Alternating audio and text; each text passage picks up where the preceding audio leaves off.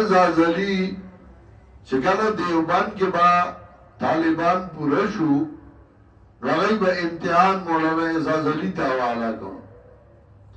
او اگر دور سخت سڑیو چاہو پا جوان کی چاپتا سوک نو پاس کرے سخت دیر وی منگ جلالو مندرے مارگریو نو مولانا اعزاز علی تا امتحان والا شویو نو مارگریو وی چه سڑی امتحان نو ورکو دیاسم سوک نپاس کئی زی جیزو ڈابیل تا سوک چه با پا دیوبند کے وقت داخلہ ملاو نشوا نو اغا ڈابیل تلال المزر علوم تا اول تک بے داخلہ واغستا تاجزان تا مزری وی دی جب دیوبند کے داخلہ ندے ورگڑے شوی یا پیل شوی ہوا یا دا آم بوٹی تا خطر دشپی آم میں خوڑل پا پٹا را پریود نخبے مارتا شوا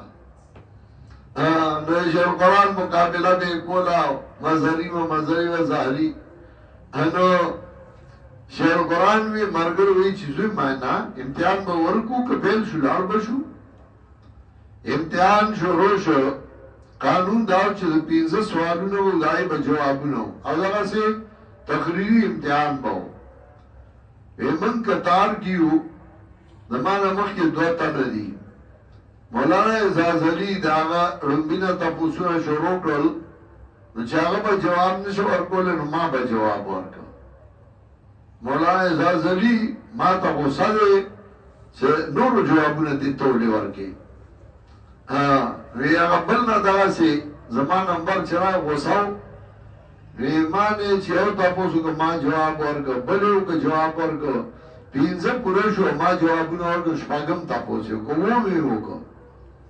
دا سے تپوسو نے زیاد کر خو ما دا طولو جوابونا ورکل زکشرمو ما وی جسنگی جوابونا واردل زید مٹونیو لم چرازا ویزی زان سر روان کرم ما پر طالبان وی زان لدکارو کودنو دلو بڑا استاسکارو جوابو ما زمانا کو داخلہ پرانی کی راتی نکی کر ویزی دا مٹونیو لمنیغ نازم سخپوت لم نازم تیوے ما پر طولو عمر کی او طالبو لیدو او غدا دی دل اوس داخلہ ورکا او اوس والا ٹکٹ دلنگر ورکا نور طالبان چه با پاس شو نو 15 سرز وائی خبلا ڈوڑای خوڑا 15 سرز بعد با دا ٹکٹ ملاوی دلنگر نازم تیوے دل اوس ٹکٹ ورکا دنن نادر روٹا سٹارٹ کا او دل ما داخلہ ورکا او دا کتبخانی اجازت ورکا چنے پکی مطالعہ کی بے خوشحال شو ما ٹکٹ راک ما جیب کی واچو چرالم مرگر خواتا یہ مرگر وی چی سن چالو شو ما چیزو کو پاس شو ما نیا راکا سک پاس قالو اتب کی لکل قبر رائیتا ہو لقبر ثوابین اللوا ودکاتی کی دیوئی دار قبر تا جاڑے نما ورطوی آو ما تاغا قبر یادی چا زمان محبوبو لواو دقاتک ترمیان زا نو دا زائی چرائے وی مولانا اعزاز علی تپوسو کر او با تپوسو نکول دا دی مادہ قرآن کشتے ہو کنا من سر آفیدان مرگریو وی اغیوی چی نشتے وی ما چشتے وی کم دائی دا نماور دوی سورہ قصص چکلاول ایسا ختم شی اب دویم ایسا شروع کی نو دویم آیات کے دے وما گنتا ثاویم فی آل مدیان ویچے ما داوی نمانا زلزلی ما تو ابتدا خلاصہ بیا ہوا ہے نماوی چوالا ایسا کی تفسیری حالت دا موسیٰ علیہ السلام دا پانا اتصالائے